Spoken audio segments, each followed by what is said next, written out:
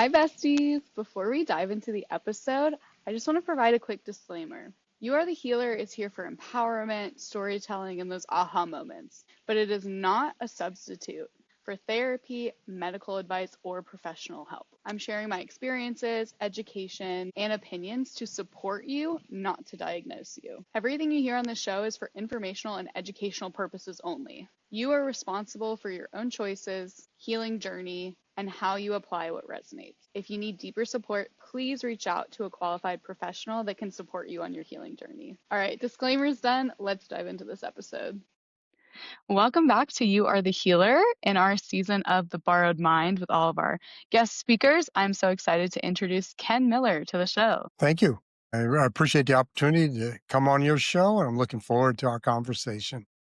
Yeah, awesome. So I think we should just get right into it. I know you have a really compelling story about resilience and all of the things that you've been through in your life. So I would love if you could talk about you and your journey. Sure.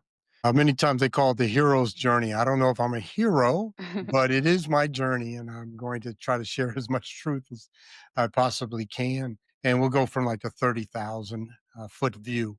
Very simply, I'm 63 years old. I was born in October of 1962. My mother was a white teenage runaway, and my dad was a black pimp and drug dealer. Those are facts. And I am the union of those two individuals. And at birth, my mother put me up for adoption. Racial children in 1962 were not very common at all. So my mother's Irish, or was Irish. She's passed away. So I always tell people I'm Black Irish. That's what I am. And what I ended up doing is going through foster homes for 6 years. And then I Mm. was married. I was adopted by Irene and Sam Miller at age 6. And when I was adopted, this is interesting. I couldn't read. I could not write. I could not tell Wow. time. And I couldn't even tie my shoes because the foster homes weren't teaching me. I already want to jump in. I'm so curious about people's experiences, but my dad's adopted too. So I'm just curious kind of what that was like growing up. I mean, the foster care system is like its own thing, but what was it like from like an identity standpoint? Well, very important. So I did a talk on identity, and that was one of the things that I talked about. So the identity that I had as a 4-year-old is that I did not have a mother. I didn't Mm. even think about dads and fathers. I'll be honest. I knew I didn't have a mother, Yeah. and I knew that I was not wanted. And Mm. that's a terrible feeling for a 4-year-old to be even to understand and articulate that. Mhm. All I wanted when I was 4 and 5 and 6 years old was to have someone I could call mother. That's Mm. my whole thing. Wasn't to Yeah. play, wasn't to get on the tricycle. Yeah, I just wanted a mom. So, Yeah. That's such like a evolutionarily thing that like humans and I mean really everybody is like wired to find that sense of like belonging and being a small kid and not having that, I can only imagine was really, really scary. yeah, So you did get adopted at age 6, it sounds like. I was adopted, only child. My mother did not have any children, and my father had kids from a former marriage. So I get adopted, and my mom taught me to read the first summer. Never forget. Nice. And the little phonetic cards, TH, PH, and I learned through phonetics how to read. I Mhm. fell in love with reading. Fell in love with reading. And so by the time I was in second grade, I was reading at the fifth grade level. I Wow. was precocious. And what that means is by the time I was 17, I was a National Merit Scholar. I was Mm. accepted to Harvard, accepted to Dartmouth, and Wow. accepted to Oberlin. Of course, I wanted to go to Oberlin, and my mother was very, very funny about it. She said, "Where do you want to go to college?" I said, "Oberlin." And she said, "That's great. What's your first choice?" And so it was going to be one of the Ivies. So Yeah. I hated cities. So I grew up in upstate New York. Age 12, I moved to Anchorage, Alaska. So I grew up in Alaska Okay, wow. and went off from Alaska to New Hampshire to go to Dartmouth. And at age 17, and I had some difficulties. And when I say by having difficulty, the word I use for most times when I'm speaking is I was broken. I was broken. Mm. And what does that Yeah. mean? There was an integrity of my character and who I was. I was very immature. I'm 17 years old. Many of the other students were much more mature than I was. I couldn't drive. I'd never been with a girl. I mean, I was Mhm. immature and I'm 17. So I was, Mhm. I was like a little nerd. And so I go off but I'd come off a lot of violence as a child. Mhm. And especially, I'd come off of some great violence my senior year in high school. We Mm. literally were hiding out from my father. My father and I had gotten into an altercation. Police were called, and we hid for the last 3 or 4 months of my high school senior year. This is a Wow. terrible, terrible thing to Yeah. experience because I was in Yeah. such fear of my father. So I go off to college. I am confused. I had never drank. I'd never done drugs. Mhm. And I remember I walk into the dorm the first day and I mean, it was in the evening and the doors open and they're like smoking weed. And this is college, Yeah. 1980. And I'm like, "Isn't that illegal? Who is this guy?" I started drinking my freshman year, and within a month, I was a full-blown alcoholic. Full-blown Mm. alcoholic. Yeah. So just curious about that experience. So like you for me it sounds like almost a little bit like sheltered from a lot of those like life Mhm. experiences, like, substances. So what was it about alcohol that so quickly for you like Yeah. jumped to alcoholism? What did the alcohol do for you as a 17-year-old? Well, what alcohol does for every or almost all college freshmen, it allows you to talk to the opposite sex or the same sex if Mm. you go that way. That's one of Yeah. the main things it does Yeah. because you come in, shy or remember I'm at Dartmouth, so there's a lot of nerds, there's a lot of individuals, who are smart, but there was a lot of kids that went to prep school. Anyway, the social scene we lubricate with alcohol. Mhm. Right? We lubricate Mhm. to make friends, guy friends. So I joined a fraternity. I had opportunity to communicate with girls. Girls had opportunity to communicate with me. Mhm. And I'm trying to find myself and my sexuality. But this is very important that you understand this, Sydney. This is my experience and truth. Mhm. I didn't become an alcoholic because of the things that happened to me as a child. It wasn't because I was beat. It wasn't because I was a foster child. It wasn't Mhm. because I was broken when I went off to college. The Mhm. reason I'm an alcoholic is genetically. I have a Mm. predisposition to addictive behavior. And literally, what makes me an alcoholic, this is a great one for the audience. This is, again, my truth. What Mhm. makes you an alcoholic is I have the inability to stop once I start. Mhm. I don't have a turn off switch Mhm. because literally after about 2 or 3 beers, I just say "F it," and I Right. have a capacity to drink a large amount, and under the influence of alcohol, I make really bad decisions and drugs, 'cause what drugs will Mhm. come into this story. So what I have is the inability to drink without pain on the back end, period. Mhm. I just Mhm. celebrated last month 21 years being clean and sober, and I can Congratulations, speak that's to this. huge. Yeah, I've yeah. been to 14 inpatient treatment centers. Wow, I've wow. been in prison 3 different times, spent years behind bars. I've been arrested probably 30 times. I was Wow. homeless for 20 years. This is with an Ivy League degree, Yeah, but it began my freshman year, but I'm protected there. I'm in an environment that protects the students. So yeah. I'm protected from the repercussions of my actions. And I still Mm. have bad actions, but Mhm. I'm on campus. I'm not gonna do a lot of bad things, but I did some goofy stuff. Mhm. Then, when you get out, it's not the same. Yeah, definitely, and I think the culture of college, Mhm. especially in America, is like you can drink as much as you want, and it's like no one bats an eye. So, like, you can drink every day of the week, and it's normal, and I know that's something that I really experienced in college was, like, drinking, Wednesday, Thursday, Friday, Saturday, probably Sunday too, just 'cause it was so normalized in college culture. So when did you know that you had a problem with alcohol? Months after I started drinking. Okay, so pretty early on, you Yeah. had some awareness Yeah, there. so I started drinking probably October. By December, I know I was a full blown, especially looking back. But Mhm, again, the pain and repercussions weren't as great. mhm. I Yeah. remember my girlfriend at the time, she said, you would call me, you'd wake me up because you're calling me drunk 2 o'clock in the morning your time, and you would start talking. I would fall asleep. I'd wake up a half hour, 45 minutes later, you're still talking. A Oh, true wow. story.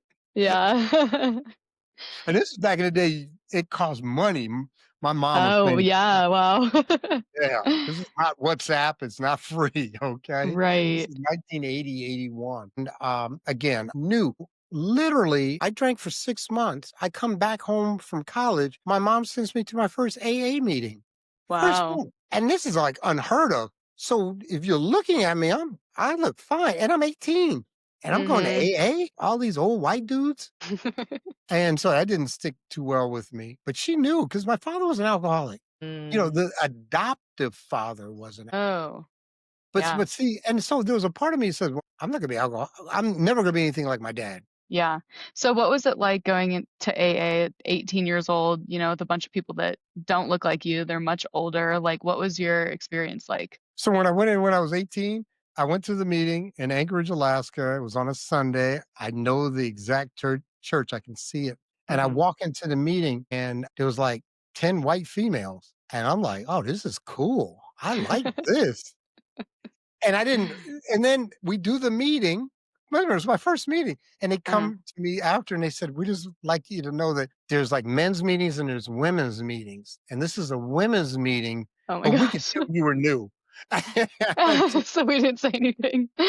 like, "Oh, man, I thought this was gonna be like this from this Yeah, you're point like, on." "Great ratios." Yeah, I That's loved it. hilarious. So, I just went to that one, didn't go back for another 2, 3 years. Okay, okay, so I imagine you graduated college. What was your major at Dartmouth? A fraternity with a minor in drinking? You think I'm kidding? It doesn't say that on my diploma. It doesn't say on my diploma, but that's the truth. I got out, and I'll never forget, my mother says to me, Kenneth, don't do anything on Monday. I'm going to take you somewhere. I'm like, cool. Because all my fraternity brothers, when you graduate, one of the things that's very common is you get a car, get your first car. Mm, So yeah. I'm like, cool, I'm going to get a car. I'm trying to think what I want and all this stuff. I'm 21. And we drive past the dealerships. I'm like, what's up with this? Because they're all on this one street. And we go to this place called North Point, and it was outpatient treatment Mm, center. That was my gift from my mother, was my first treatment center. And I did it and stayed sober for 2 years. okay. But, you can play games with addiction. And so I played Mm, games with addiction. See, I thought I was an alcoholic. Well, I knew I was an alcoholic, but I didn't think I had a problem with weed or cocaine mm, because I hadn't had a problem with weed or cocaine because I couldn't afford enough cocaine mhm, in college. mhm, Now I'm making money. I'm doing really well. So I'm working. I have Hickey Freeman suits on, Allen Edmonds shoes, silk ties, silk suspenders, look good, smell mhm, good, talk good, and I'm sober. mhm, And so, like most of the people at my job, we're all in sales. mhm, You run fast, hit the club, whatever. mhm. Anyway, I finally go and I relapsed in Hawaii, 1986, and I came back. And that began a journey for the next 21 years.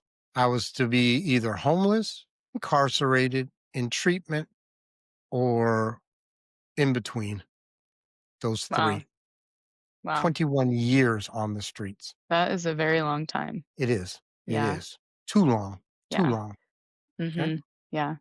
So what got you out of that spot after all those years? Pain, thought, God. So let's talk a little bit about that period so you can understand the depths of where I Yeah, went.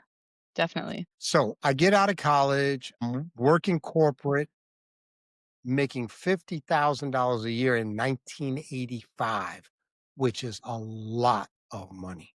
Mhm, Okay. Look good, smell good, talk good. mhm. Next year, 1986, my dad shoots my mom, Oh shoots her, my god. Wow. shot her 6 times, hit her 5 times. And while he's shooting her, he's telling her, I'm going to kill that SOB, Ken. He's going to come to my job and shoot me. He's telling Wow. who my Wow. mother loves me more than anything. Mhm. And this is how broken I was. And listeners, you may find this to be of interest. I am so broken in how I deal with life and how I deal with trauma that I get a call from my mom's secretary. She had 3 secretaries. She ran the schools of nursing for the colleges. And they're like, Kenneth, it's Roxy. Sam shot Irene. Sam shot Irene. She's at Providence. She's freaking out. It was at the job. And I said, okay. I go to my boss, Bobby Hires. I walk up to him and say, Bobby, do you mind if I take a little time off? My mom has been shot. She's in the hospital. Do you mind? He freaks out because he also knew a little bit of my situation with my father. Uh-huh. I go there, my mom's lying on a gurney with a sheet up to her neck, and there's blood coming through the sheet. She's in pre-op. Mm. And all she says to me, she's first of all, she's glad I'm alive because she Mhm. thinks that Sam went and shot me. And Mhm. she's like, grab my shoes and my purse. And literally, I had no emotion. What you see right here is what my mom saw. I'm Wow. like, okay. I grabbed her shoes, I grabbed her purse, and I went back to work like nothing happened. What? Oh my gosh. Was it like shock, dissociation? Like what No, was it's that? the way I had created a defense mechanism to not feel Mm. pain. My Mm. dad beat me bad, Right. bad. We Mhm. yeah, we moved to Alaska from upstate New York to get away from him. Mhm. Okay? So, my way of dealing with tremendous fear was 2 ways. 1, to not feel, and Mm. 2, to displace that anger I had at my father upon others. So, I Mm. was really bad in school with my behavior. My grades, I was a National Merit Scholar, Mhm. advanced placement, all that. Mhm. So, my thoughts were so what would happen was my father didn't want me to show emotion when he beat me, literally. Mhm. Yeah. And I acquired that. So, and I didn't know until like years later, my mom, we were in family therapy. And she told me how much that hurt her. She thought I didn't love her Mm. because I had no Yeah. emotion. Right. Mhm. And so I tried to make it into something that's cognitive instead of being in the feeling. Mm. Okay. And Okay. Can then you later explain on, more of that? Cognitive over feeling? What does that mean? yeah, well, they're two different parts of the brain. This is the thinking part of your brain. That's why we have big foreheads. Mhm. Okay. And those has to do with cognition. It has to Mhm. do with information and knowledge. Whereas the feeling part of your brain is more primitive because it protects the organism.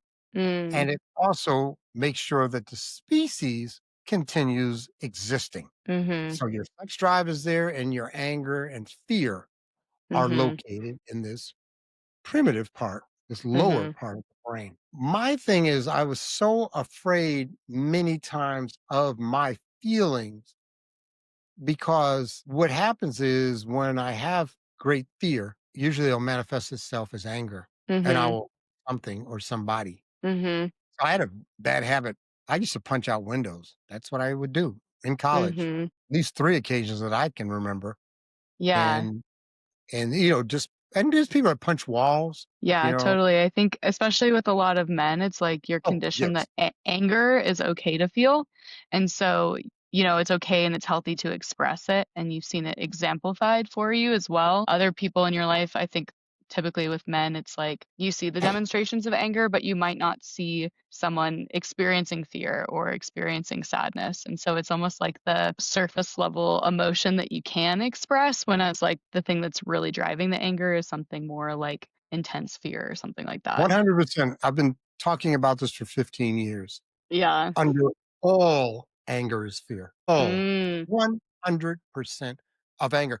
I'll just speak for myself is fear. Yeah.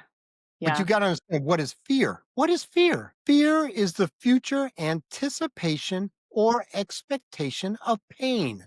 That's all it is. Mm. Whether it's Yeah. 1 second away or a year away. Mhm. You have an expectation or anticipation of pain. And one of the things when I work with the guys I work with, I mentor all over the country, and I've done a lot of work with me. Mhm. We have to identify what is the pain and then Mm. what is the self talk. And if we can get to that level, what is the core issue? I have one core Mhm. issue. In my whole existence, I have one core issue, and that is that I'm going to die alone. That's my core issue. Mm. Mm. From being a foster child. Mhm. I've always felt abandoned, or I did. It's not my core issue now, Mhm. but it's been my core issue below everything. Mhm. Yeah. Why did I have the inability to say no on so many occasions? What scripts do I play out? But the anger's always is a superficial on the outside, but you got to Mhm. peel away. When I'm in fear, it gives me the emotion I usually will show is fight. Mm. Yeah. We all know what the fight, flight, freeze. Right. There's also another one. Well, it's fight, flight, freeze, or accept. Oh. You accept that you have fear. It's Mm. acceptance. Okay, now that we know that we have fear, what is the expectation of pain? What is that pain? If we have the time to do this, and now what is our solution? And the solution is courage. Mm, All courage is one of the most beautiful words in our language. It comes from the word yeah. le coeur. Coeur. Coeur is heart in French, but courage means to have heart. And what it means is the willingness to accept the possibility of pain. Mm, And it's a possibility. Sometimes it's a 99% possibility, but mhm, sometimes it's 5%. There have been times, Sydney, I'm sure you have been in fear. You had an anticipation of some future event, place, happening, experience being painful. And then mhm. you go through the experience, you're like, what was I scared about? Yep, I, yep. I mean, I had one years ago. My boss, hey, I need to see you on Thursday. I'm like, I might as well Mm, pack my stuff now. right, yep, You getting know, fired for sure. well, yeah. Well, there was one time I Yeah. didn't even show up. I just send me my check. But anyway, Mhm, I go in to see the one because I had courage mhm, to do the next indicated thing. And he's mhm. like, "You've been doing such a great job. We have another position, or we want to give you a promotion." And you're like, "Why was I so scared?" And say I had a situation, this last weekend, actually. I was so anxious and in fear because I had to go see my whole family over the weekend. And it's unpredictable how it's gonna go sometimes, and so like the day before, I couldn't sleep because I was so I anxious, just know. anticipating it. And then I get there and it's like not just fine, but it was like kind of great. And I was like, why was I so nervous about this? Like it was way better than I was expecting it to go in my head. And you can find that out if you so choose. If you want to take the time to try to understand what are those dynamics. So remember the emotion is for so this way. An emotion is an opinion. It's Mm, literally an opinion. But what happens with the emotions are chemicals are released, and that's the mhm, feeling, mhm, the anxiety, the squinting of the eyes, whatever it may be. But it's an opinion on a past or future experience. Okay. mhm, And so there have been other past ones, but the key one is I work with people. And when I'm talking with people, is how do we change the feeling and how do we modify? And the other thing is that it's real important to understand magnitude. So this is life. Life goes from a negative 10 to a positive 10. mhm, Okay. Zero is neutral. Minus 10, suicide. You've committed mhm, suicide.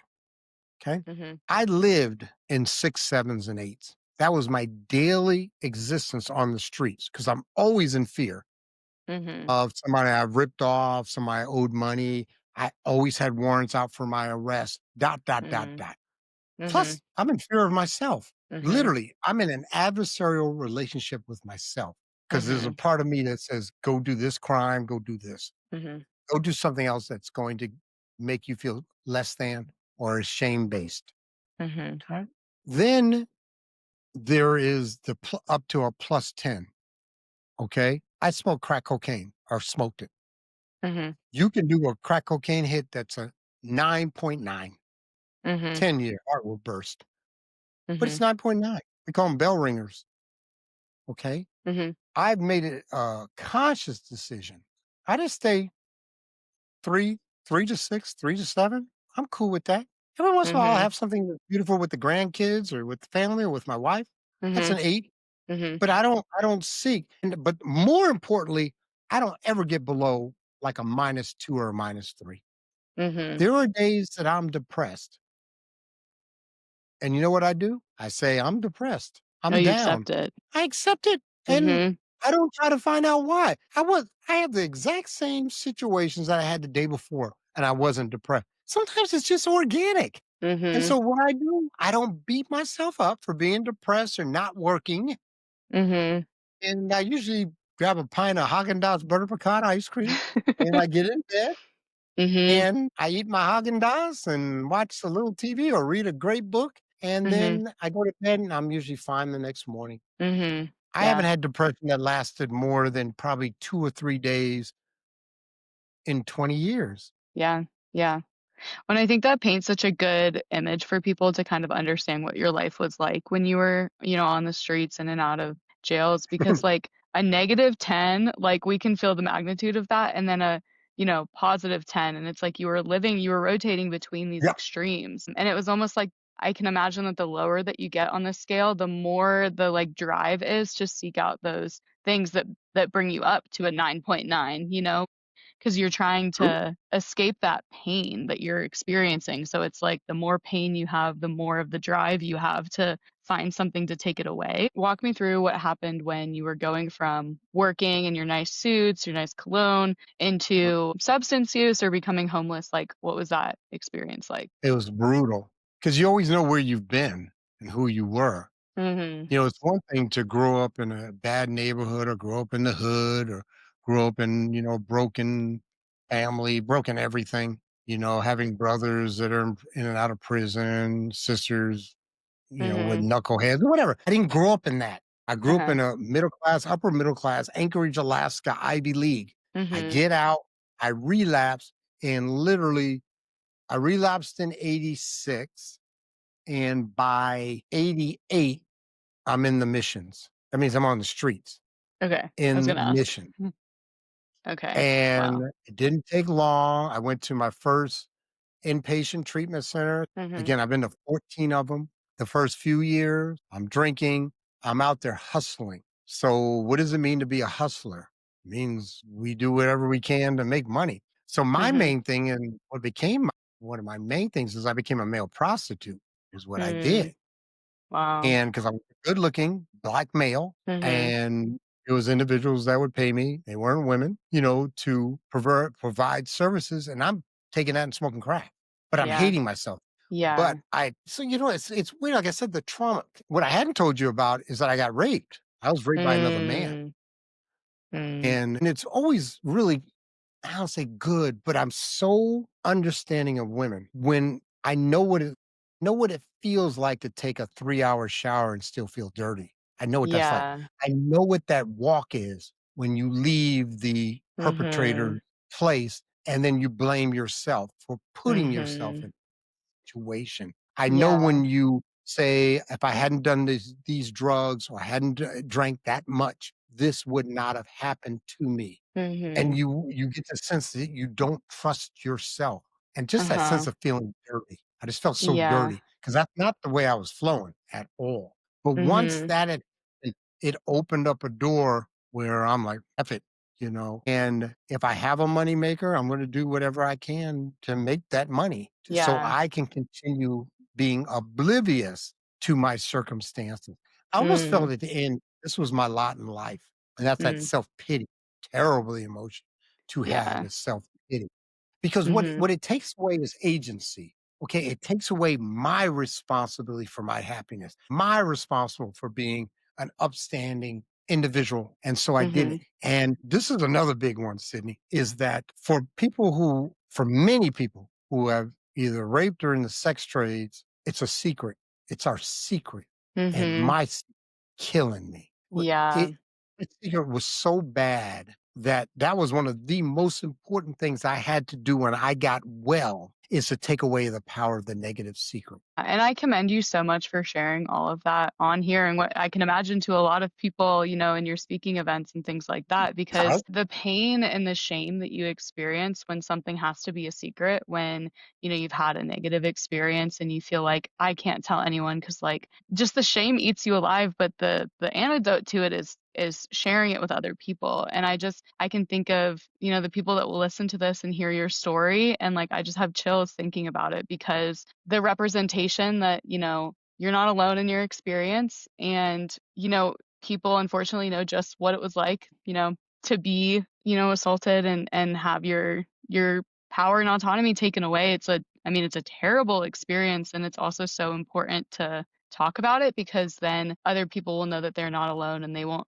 live their life feeling as if, it was something that they did or it's their fault or, that they're dirty forever. So I really, really commend you for sharing that. And I can only imagine having that experience and then, using your body to get by after too. I feel like Mm, that's like a compounding yeah, thing.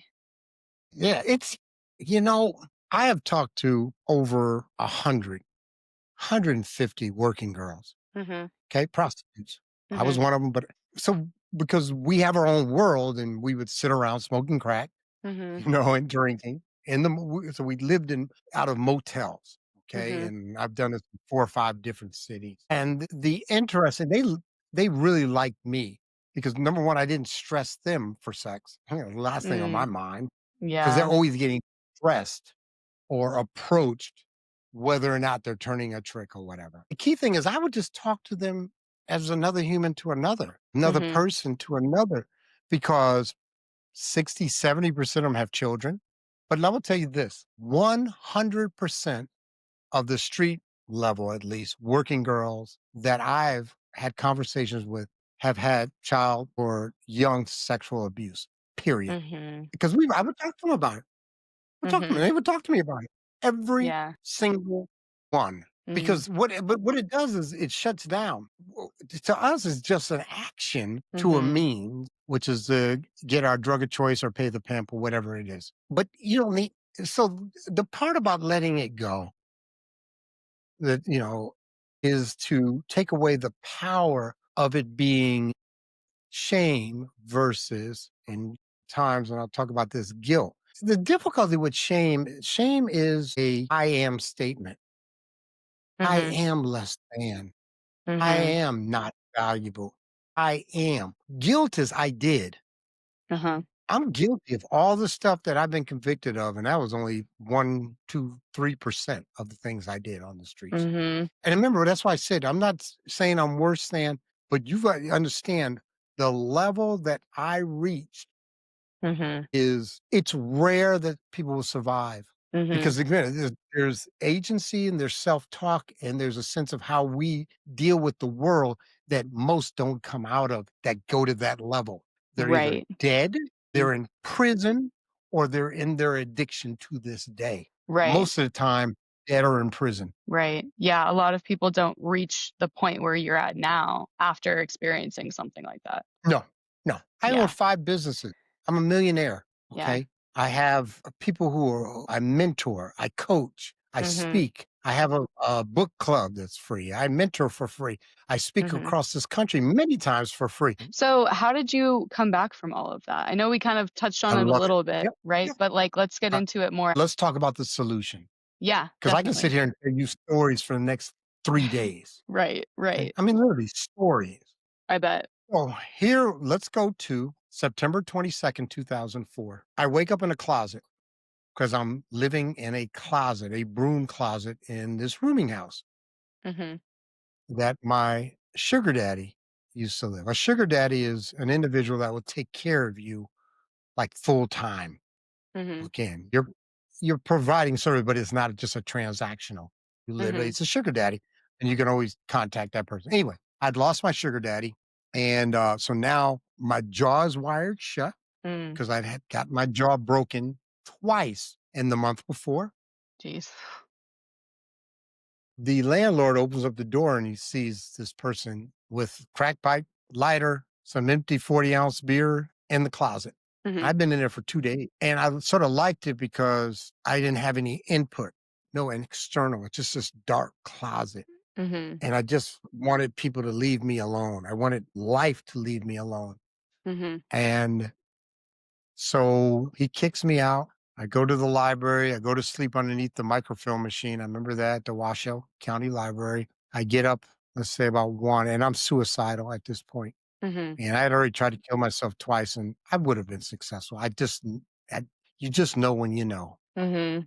So, but I called my mom one last time. I say, Mom, can you send me to treatment? I wasn't allowed in her house because I had burglarized her house. Okay. Mm. So Yeah. not even allowed. But she would said, I'll have a ticket for you. She still loves me. Mhm. I'll have a ticket for you at the bus station. All you gotta do is make it till 6 o'clock. I'm like, okay, cool. So I go out there, do a couple hustles. I get paid in crack cocaine. And Mhm. one of 2 times I've been smoking crack for 20, well, really 18 years. One of only 2 times I didn't smoke every piece of crack that was in front of me. Oh, wow. Okay, once I had food poisoning. This time I had a $10 rock of crack cocaine. I have no money. I need money for the bus ride because I'm going from Reno, Nevada to Seattle, Washington to go back into the Seattle Gospel Mission drug treatment program. They don't know I'm coming, but It's a free program for street people. I have my $10 rock. I go to sell it. There's another drug dealer who I know. I say, "Hey, man, can I get this one?" He said, "Go ahead," even though he was like his corner. But he's like, "Go Mhm. ahead, man." It's called curb serving. And I go up and I sell to the undercover street enforcement team, Reno Police Mm. Department. And I tell people cops are coming out like manhole covers. I had never seen so many cops. They just came everywhere. You're like, "Oh Wow. my God." So this is a part of the story. I'm hemmed up waiting for the paddy wagon and I'm crying, profusely crying. And the cop comes up to me and he says, "Why are you crying? You know, do you think 'cause I'm hurt or Mhm. injured?" And remember, my jaw's wired. I said, "I'm crying because I'm going to live. I'm Mm. crying in gratitude because I can Mm. do prison. I've been there twice before. And I Yeah. played pinochle, played basketball, hang Mhm. out with the guys. I can do prison. I can't do Mhm. me on the street." I don't tell Yeah. him all that. Yeah. But I'm crying. And you gotta understand, when I get arrested, I have a pair of sneakers on, no socks, a pair of shorts, no underwear, a t-shirt, and that's all the possessions I owned in the world. That's how Wow. I was living.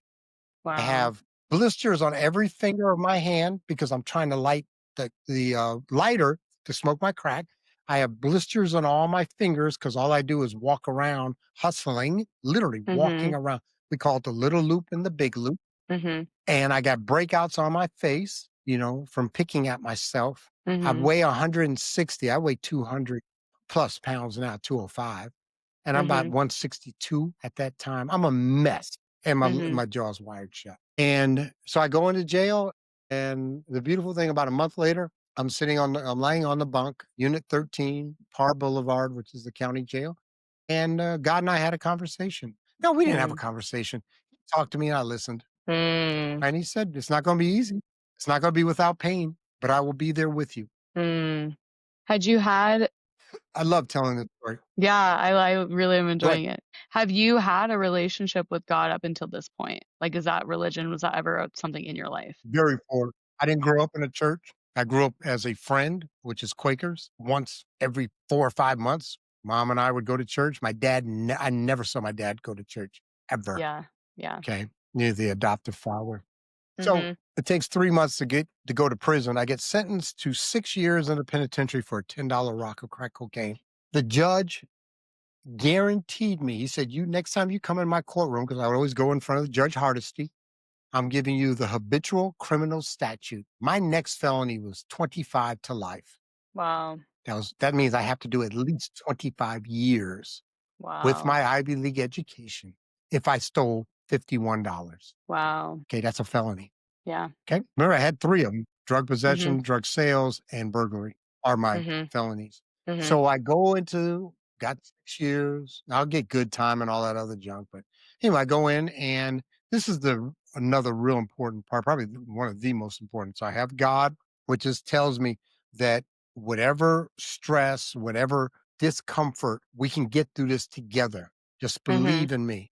I Mhm. 21 years later, I still believe. And I said this when I walked into the penitentiary. If I am the same person going into the penitentiary, no, I am the same person coming out of the penitentiary that am coming out.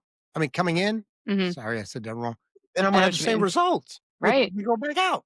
Yeah. If Mhm. I'm the same person when I leave this penitentiary that I was when I came in, I'm going to have the same results. So I Exactly. have to work on 4 areas: physical, emotional, intellectual, and spiritual. Mm. Physical, I started working out in the gym. I started powerlifting. I did very, very well as a power lifter. Great. Mhm. Played basketball, great. Most valuable Mhm. player in my league. It's physical. Because remember, I came in there at 160. I left there Mhm. at over 200. Wow. Okay. And that's Yeah. 3 years. Second was intellectual. Like, why do you have to Mhm. work on intellectual? Well, let me tell you, when I went into prison, I would read a paragraph. And by the time I got to the last sentence of the paragraph, I couldn't tell you what the first sentence said. Mm. No comprehension, Yeah. no memory. I couldn't use the memory. Plus my Yeah. vocabulary. I had a good vocabulary, but probably 50, 60% of the words I couldn't use on this podcast. Okay. But I had a vocabulary. Yep. It was a small one. So started reading. This is the truth. 1 year, I read 160 books. Wow. I write down Wow. every single book I've read since I went into the penitentiary, January of 2005. I just did last year my 1,000th book. Wow. 90 to 95% are nonfiction.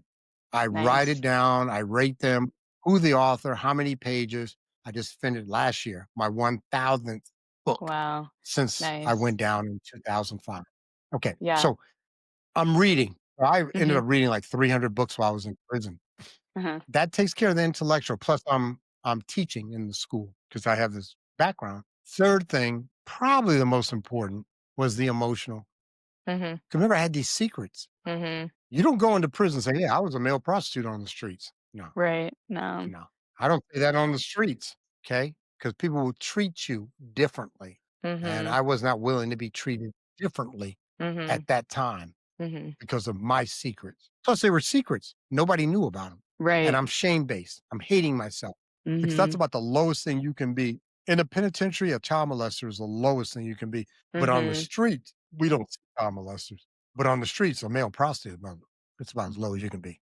Okay, so I get a counselor. I never forget, I asked the counselor, "How many people on your caseload?" And she's not supposed to tell me, she's a civilian, but we had built a good relationship, Mhm. and she said 2. 2 guys out of Wow. 1,100 getting free Wow. counseling. And so Wow. what I did was I started talking to her about the shooting. I started talking to her about the rape. I started talking to her because I felt safe talking to her about turning tricks. Mhm. And once I told one, then I went to like my small group in AA because I'm in a drug Mm. program for a year called Wings in the Mhm. penitentiary, and I shared it in a small group. And then I probably did maybe a little bigger group in AA, but that's about it in the penitentiary. I still didn't do it out on the yard. Right. Okay. Right. And Mhm. then when I got out, I shared it with my sponsor. And then I started sharing it in the rooms of recovery. And Mm. then I started talking about it from the stage. Yeah. Okay. So that dealt with the shame. Mhm. With things like that, like, usually the first time you say something, it's like it feels like life or death, right? You're like, "Oh my gosh, the shame's gonna eat me alive." But then every time after when you're sharing it, it feels a little bit Right. lighter and it has less of a grip on you, at least from my experience. That's what I've noticed. I've talked about it in probably 70 or 80 podcasts. I've talked on stage, Yeah. 20, 30 times to thousands of people. Mhm. And the beautiful thing, so the first time I did it on stage, which was really interesting. So first of all, the first time I did it on stage, I remember, and I had to look at this. There were 2 women crying because Mm. I went somewhere that brought them back to maybe a situation, and that's Mhm. not what I meant to do by that. This is just my truth and my experience, and I've taken away and I'm sharing it here. But then to go after, so what happens is when you speak many times in public speaking, you'll do Mhm. your talk and then you'll leave the stage, and then people many times will line up to talk to you, to Yeah. thank you. Hey, this resonated, whatever. Or sometimes Mhm. they want to give you some criticism. I think you Uh-huh. shouldn't talk about this. Mm. And then a lot of times, many of them, I'll go out and talk to them in the halls, and women will sit down with me and share their secret or their Mhm. shame because they know I'm not going to say anything about it. They don't. Right. I live in Alaska. Or I live in Washington. I'm in Mhm. Atlanta talking. But the beauty and what they say, they're like, I can't believe you said that. And they're Mhm. like, they're so thankful that someone had the courage Mhm. in public to say something that they haven't even told their mama, Mhm. let alone their best friend. Mhm.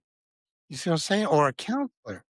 And Yeah. so remember, that's one of the reasons why we go to counseling. The key thing is there's a safe place. So anyway, I took away the power of the negative secret. Mhm. Took away that Yeah. power. But I want to say this. Number one, I am well. I Mhm. am well. And what does that mean and why is that important? Mm.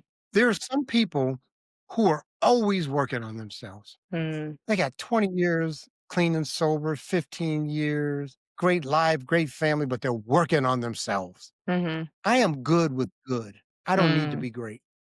I don't have the Mm. capacity to be great. And I'm really cool with Ken. I Yeah. like me. I like me. I hated me. I cannot explain enough how much I hated me. I used Mhm. to get in front of a mirror with my 40 ounce of natural iced beer, and I would Mhm. have tears flowing down, and I would just say the most foul things to me. Mm. You dot dot dot. I Uh-huh. can't believe you did this. And I'm talking to me Right. in the mirror, Mhm. eating. And then I would burn myself, cut myself. So Mm. anyway, Ken, that's the path. I'm well today. Mhm. And so what does that give me the ability to do? Because I'm not so self-absorbed in fixing me, it allows me to Mm. work with others. So I have Mm. 12 men that I mentioned. I have a book club of Black men that I Nice. do. I talk to people who call me and wanna just talk. Mhm. And what it's allowed me to do is give out. I sponsor men in the rooms of recovery. I give out Mhm. instead of being Mhm. so self-absorbed about fixing me. I'm good. Mhm. That's what I'm saying, I'm good. So I think Yeah. it's important for me to say that. Yeah, definitely, and I think when you're not focusing on, the next thing within yourself, then it opens up the door to say, how can I serve other people given my experiences and what I've been Mhm. through? And I think your story and the work that you do is just so inspiring that, like, you can come back from anything. You can take the power back of all of the things that have happened to you at any point. Right? It's just making that decision for yourself and having that revelation of like something has to change or else this is just going to keep continuing. You still gotta do the work. Mhm. There's 4 areas. I still had to do the work. I Mhm. just didn't say one day, "Hey, I'm well," or I just said, "Hey, I'm not gonna be shame-based anymore." I just didn't do Mhm. that. I did years of work Mhm. because I needed to understand why I did certain things. I'm a real big one on scripts. Mm. We have scripts. We have defense mechanisms. We have self-talk Mhm. that affects us negatively. Mhm. I was married and I cheated on my wife. And I spent 2 years, literally every other week, meeting with my sponsor at the time, meeting with my counselor to try to understand why I engaged in that behavior. Mm. And I understand, I'm not gonna go into the depth, but I understand now Mhm. Yeah. why I had the inability to say no. Why do I try to buy friends? I started buying people when I was 9 years old. I would steal Mm. money out of my mom's purse, go to the store and buy candy so you would like me. Mm. You would like me, you wouldn't reject me because 'cause I'm giving Mm. you candy, even Mhm. though I'm stealing from my mother who loves me tremendously. Mhm. Yeah. 10, 9, and 10. I learned to lie when I was 7, 6, 7 years old. Why? Mm. Because I had to lie because my father would say, "Did you do XYZ?" And if I didn't do it, I'd get beat. Mhm. But I could lie and said I did it, and he'd let it go. Mm. So I learned the power of lying Mhm. at an 7 years old. Will we take all Mhm. this into our adulthood? Mhm. It's so important Yeah. to do the work and understand why we do the things that we do and where they're coming from, because that allows us to have a lot more self-compassion for ourselves when we do things like lie or cheat or steal or whatever it is. If we understand what's going on inside of ourselves, I think it opens up the door to have a little bit of grace and compassion. And I'm curious how you went from, standing in front of the mirror and saying really negative things to yourself to changing your relationship to yourself, going from hating yourself to having a positive relationship to yourself. At some point, I had to get a relationship with self and a relationship with God. And I always talk to everybody I talked about God and spiritual entities. I said, the only thing I care about, I don't care what you call it, Buddha, Allah, God, Jesus Christ, Mhm. I don't really care. Does that entity modify your behavior? Mm. And I have a God that modifies my behavior because I have my will and God's will. And Mm. 98% of the time, they're in congruence and Mm. alignment. I just do the right thing. It's my habit. I just do the right thing. But Mhm. just 2% of the time, I'm left with a decision. And my will says less pain or more pleasure. That's my will in opposition to God's will. Mm. And can I have the fortitude, the courage, and the knowledge of the right thing to do? Mm. For me, society, family, and myself. And then the last thing I'll say on this is self-esteem. I had to learn how to let go and forgive Mm. myself. Mm. To understand Yeah. I'm just a child of God. I'm fallible. I make mistakes. I made mistakes. I was guilty, but I'm Mhm. not shame-based. And that I am. Yeah, yeah. Well, Ken, thank you so much for being on the show. I will include all the links to support you and book you and all of those things. But thank you for your time.